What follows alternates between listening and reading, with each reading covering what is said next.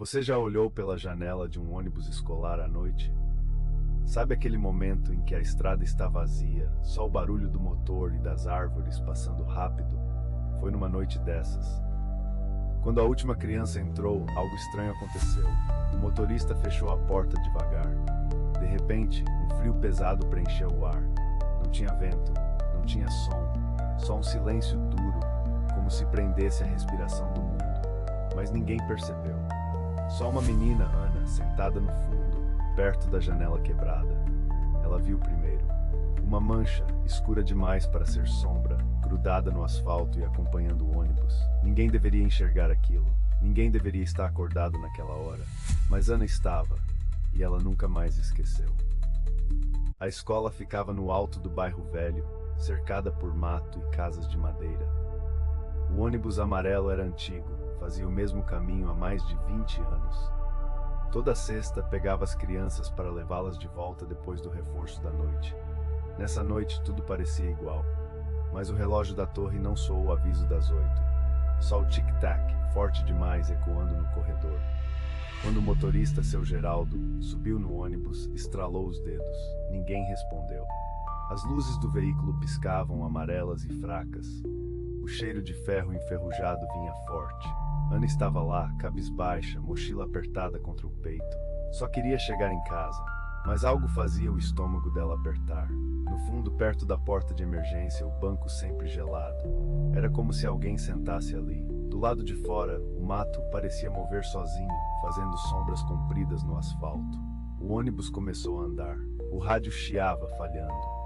No fundo da estrada, onde as luzes não alcançavam, a sombra já estava esperando. O ônibus pegou velocidade e mergulhou nas ruas escuras. Uns cochilavam, outros olhavam o celular, mas Ana não desgrudava os olhos da janela. Sentia um arrepio subindo pelas costas. Do lado de fora, o breu parecia mais grosso agora. Até as estrelas sumiram. Ela viu algo deslizando no asfalto. Não era reflexo, não era sombra comum. Era um contorno escuro, comprido como um corpo sem forma. Ia atrás das rodas, grudado, rastejando. Ana prendeu o ar. Achou que era coisa da cabeça, mas então o banco do fundo rangeu.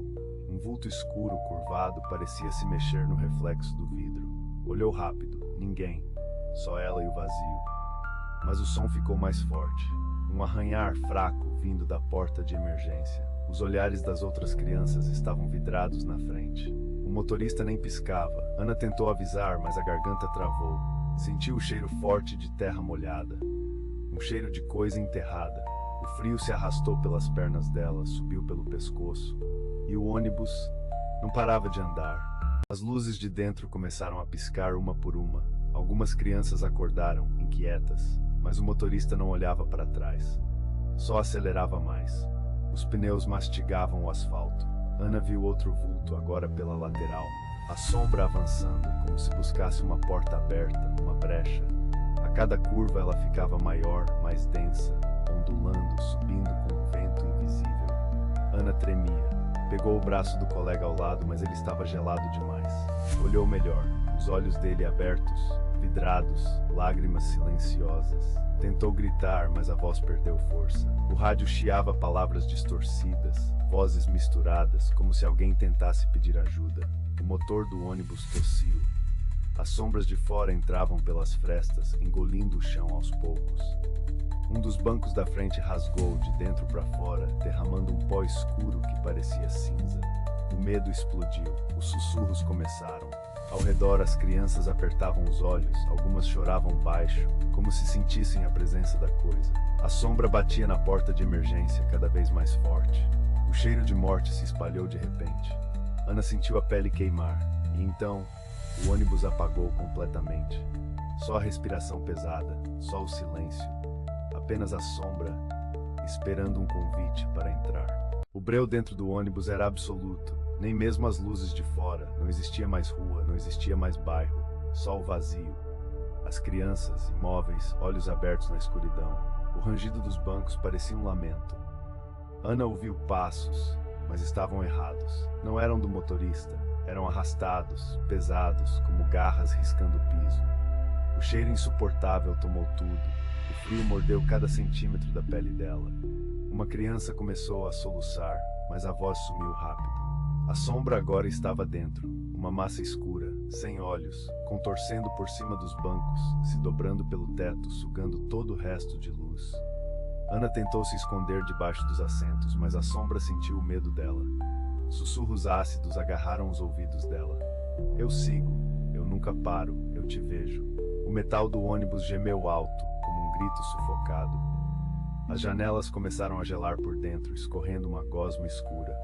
Ana tapou os ouvidos, sentiu as lágrimas esquentarem o rosto. O motorista virou a cabeça devagar. Só havia breu onde deviam estar os olhos.